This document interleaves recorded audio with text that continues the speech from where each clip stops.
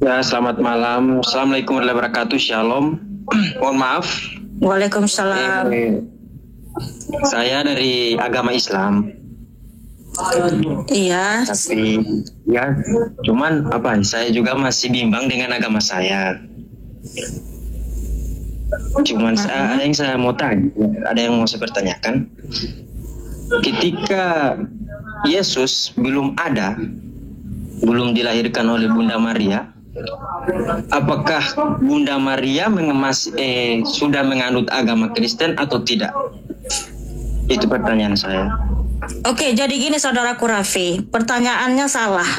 Sebelum Yesus ada, loh, siapakah Yesus?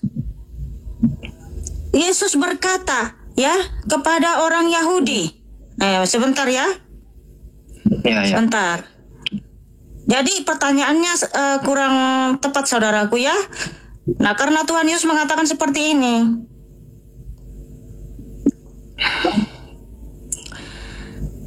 Yohanes 8 ayat 58.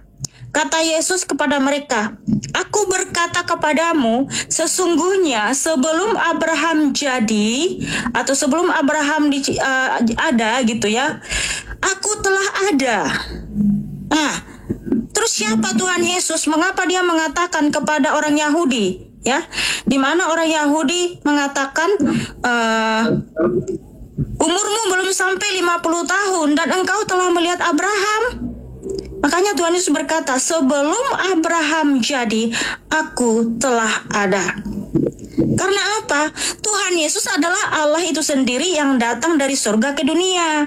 Sehingga ada tertulis di Yohanes 1 ayat 1, ya. Pada mulanya adalah firman, firman itu bersama-sama dengan Allah, dan firman itu adalah Allah. Segala sesuatu dijadikan oleh firman, dan tanpa firman tidak ada suatu pun yang telah jadi dari segala yang telah dijadikan. Ayat 14-nya langsung saya baca ya. Firman itu telah menjadi manusia. Jadi Yesus adalah sang firman, dan juga yang tertulis di Filipi 2 ayat 6. Yang walaupun dalam rupa Allah tidak menganggap kesetaraan dengan Allah itu sebagai milik yang harus dipertahankan, melainkan telah mengosongkan dirinya sendiri dan mengambil rupa seorang hamba dan menjadi sama dengan manusia. Jadi Tuhan Yesus Kristus itu adalah Allah itu sendiri yang telah turun dari surga datang ke dunia, saudaraku. Jadi pertanyaannya nggak tepat sebelum Yesus ada. Lah, Yesus itu sudah ada karena dia adalah yang awal dan akhir. Tuhan Yesus berfirman di Wahyu 2 ayat 8, Wahyu 1 ayat 8, Wahyu 22 ayat 13, akulah Alfa dan Omega, akulah yang awal dan akhir. Siapa yang awal dan akhir? Ia Allah itu sendiri. Nah, kenapa Tuhan Yesus menyatakan dengan tegas, akulah yang awal dan akhir? Karena apa? Dia adalah Allah itu yang telah datang dalam rupa manusia 2000 tahun yang lalu. Nah, seperti itu Raffi. Nah, yang selanjutnya, Bunda Maria itu menyembah siapa? Bunda Maria menyembah Tuhan Yesus Kristus. Ya, karena tadi siapa Yesus Kristus? Dia adalah Allah itu sendiri gitu. Jadi seperti itu saudaraku Raffi. Oh, iya. Iya. Udah itu aja pertanyaannya saudaraku, atau ada yang lain?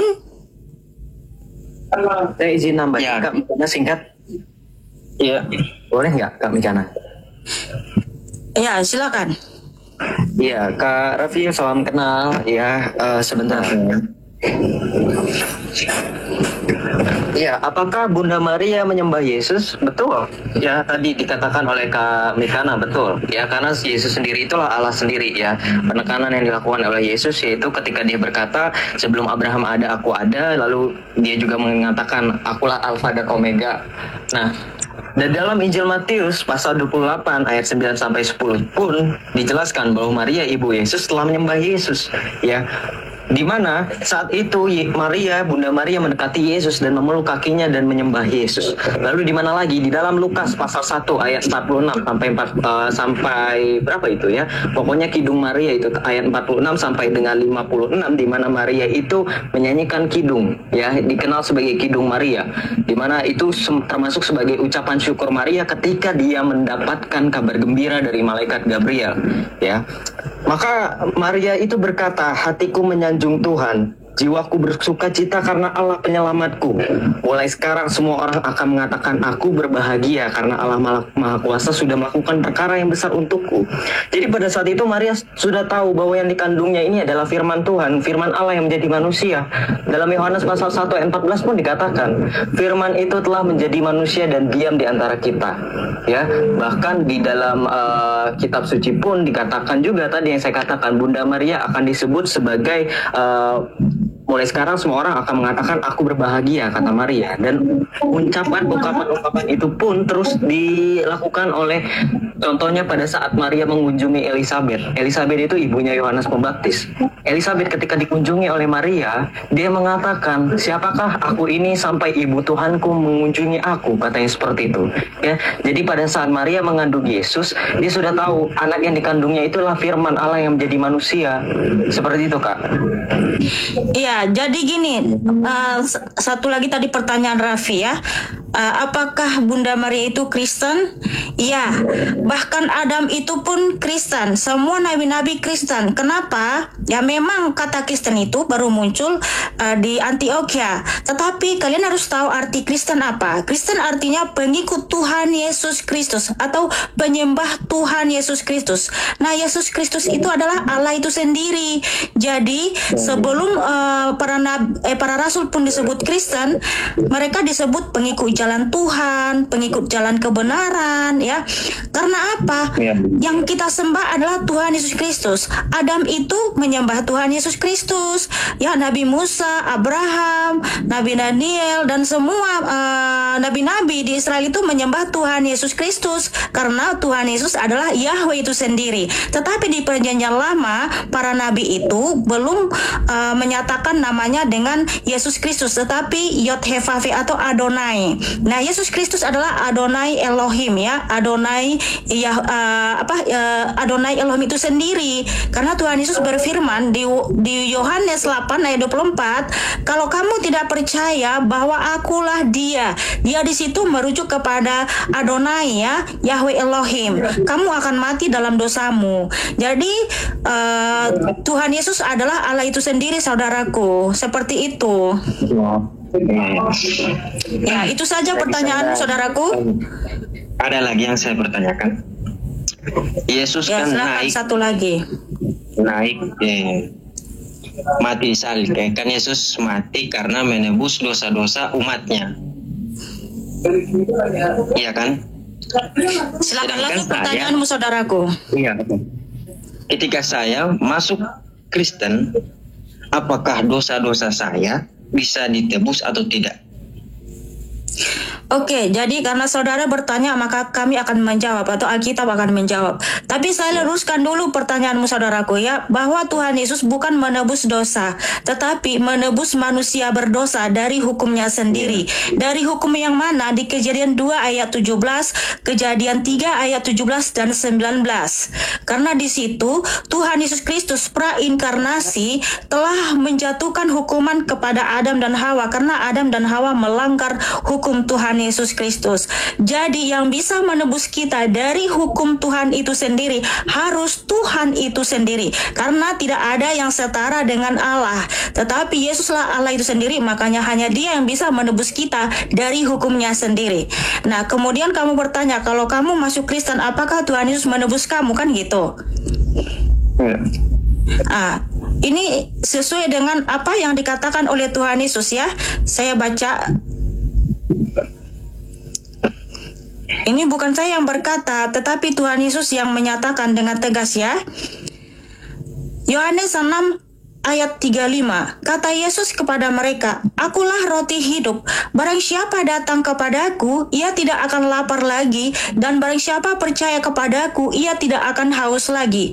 Artinya di sini Tuhan Yesuslah pemberi hidup kekal. Jadi barang siapa yang percaya kepadanya, ia tidak akan lapar dan tidak haus. Artinya dia akan memiliki kehidupan kekal di kerajaan surga. Karena di surga itu tidak akan merasakan lapar dan haus lagi, tetapi kita selamat dan hidup kekal bersama dengan Tuhan Yesus Kristus, ya. Kemudian Tuhan Yesus juga berfirman, Yohanes 6 ayat 47, Aku berkata kepadamu, sesungguhnya barang siapa percaya, ia mempunyai hidup yang kekal ya. Jadi Tuhan Yesus itu mengatakan barang siapa percaya kepadanya, ia mempunyai hidup yang kekal. Kemudian di Yohanes 7 ayat 38, Tuhan Yesus berfirman, barang siapa percaya kepadaku, seperti yang dikatakan oleh kitab suci, dari dalam hatinya akan mengalir aliran-aliran air hidup ya. Kemudian Tuhan Yesus juga menyatakan di Yohanes 11 ayat 25, jawab Yesus, akulah kebangkitan dan hidup. Barang siapa percaya kepadaku, ia akan hidup walaupun ia sudah mati. Jadi sangat banyak di sini ajakan juru selamat ya, supaya percaya kepadanya. Karena barang siapa yang percaya kepadanya, ia memiliki hidup yang kekal atau selamat dari kerajaan maut. Tetapi kalau kita sudah percaya kepada Tuhan Yesus Kristus, Tuhan Yesus menyatakan ya, sebentar ya, saya baca ayatnya. Jika kita percaya kepada Tuhan Yesus, jikalau kamu mengasihi aku, ya firman Tuhan Yesus ya, jikalau engkau mengasihi aku, saya baca bentar ya. Jikalau sebentar, ayat Yohanes 16, Tuhan Yesus berfirman ya. Kadang kan ada orang mengatakan kita cinta Yesus kok. Ya kalau kamu cinta Tuhan Yesus, kamu harus menuruti firman-Nya dan ajarannya. Apa saja ajarannya tadi? Ya kamu harus datang kepada Tuhan Yesus, percaya kepadanya dengan segenap hatimu, dan juga kamu dibaptis dan perjamuan kudus ya. Sebentar ya, di mana tadi itu? Jikalau kamu mengasihi aku, bentar ya, sebentar. Mengasihi aku.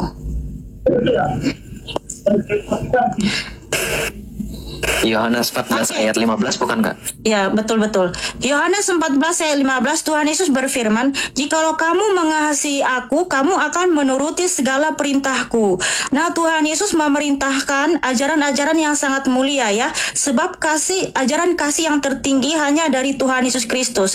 Nah, bukti bahwa kita percaya kepada Tuhan Yesus Kristus, kita harus menghasilkan buah-buah roh.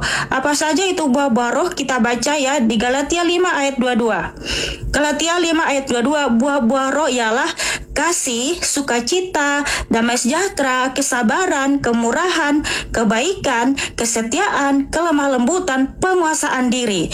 Nah, penguasaan diri ini kenapa dia paling terakhir? Karena ini yang paling sulit. Artinya kita harus bisa menguasai diri kita dari segala dosa ya. Tinggalkanlah manusia lama, jadilah kamu menjadi ciptaan yang baru ya. Saya baca, kalau kita percaya kepada Tuhan Yesus, maka kita menjadi ciptaan yang baru. 2 Korintus 5 ayat 17. Jadi siapa yang ada di dalam Kristus, ia adalah ciptaan baru. Yang lama sudah berlalu, sesungguhnya yang baru sudah datang. Nah, itulah bukti bahwa kita itu percaya kepada Tuhan Yesus, kita menjadi ciptaan baru. Tinggalkan manusia lama dan jangan lagi berbuat dosa ya, dan jangan lagi melakukan perbuatan-perbuatan daging.